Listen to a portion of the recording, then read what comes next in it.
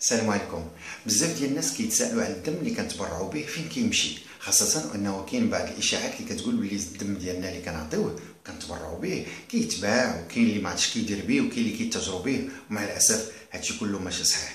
انا نفسي تبرعت بالدم وحاولت ما امكن انني ندخل المختبر ونتبعو نعرف هاد الدم شنو كيديروا به وشنو كيخرجوا منه، وغنبغي نشارك معكم هذه القضيه هذه، علما ان ماشي مهم لمن مشى الدم، يكفي انه اللي خداه انسان سواء كان قريب لينا ولا بعيد. شوفوا معايا الروبورتاج. حنا في المختبر، باش تشوفوا المختبر من الاخر غنوريكم واحد الماكينه غير بوحدها كتسوى 200 مليون. هنا فين كيتجمعوا كياخذوا الدواء ديال كيعرفوا التحاليل ديال الانسان قبل ما يدير يعطي يتبرع بالدم.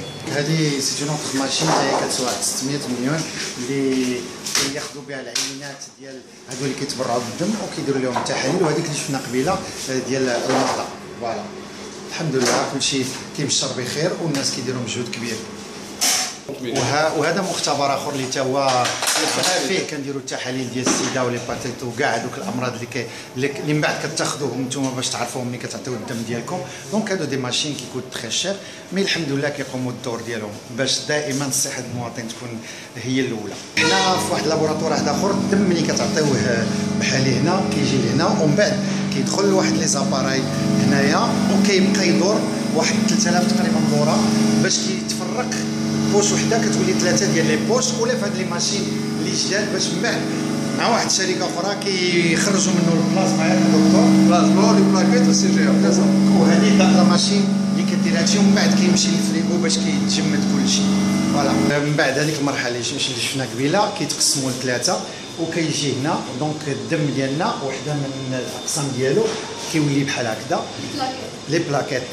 وهذاك هذا هادو اللي كيلوش مع فوالا فيل روج.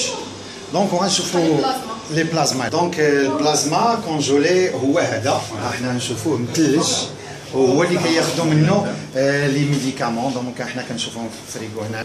معايا الدكتور بن عجيبه. بيان سور هاد لي غلوبول ياك بلازما، هاد البلازما غتعجبوا معايا الا قلت لكم باللي كيخرجوا منهم الدواء، والدواء هو هذا اللي غنشوفوا دابا.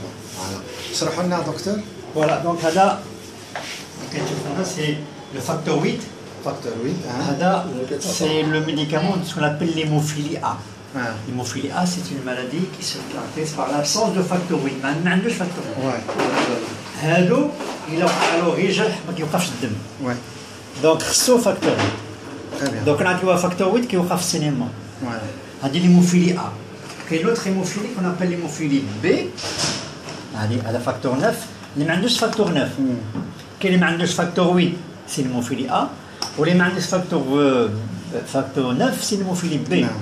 هادو سو سون دي مالادي هيريديتير. لو سول تريتمون لهاد لي مالادي هما هادو سو سون دي زيمونوغلوبولين بحال مقويات دي زانتيبيوتيك هادو.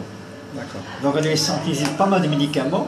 وكاين سورتو دي مالاد اللي تيخلقوا حتى هما سان زيمونوغلوبولين.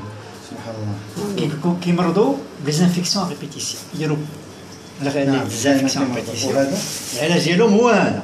هذا البيمي سو سون دي بروتيين كيتعطاو لي سيروج دو فوا اللي عنده تشبع الكبد، لي برولي هادو لي تريتمون ديالهم هما البيمي. هادو عنده بزاف ديال لي زانديكاسيون.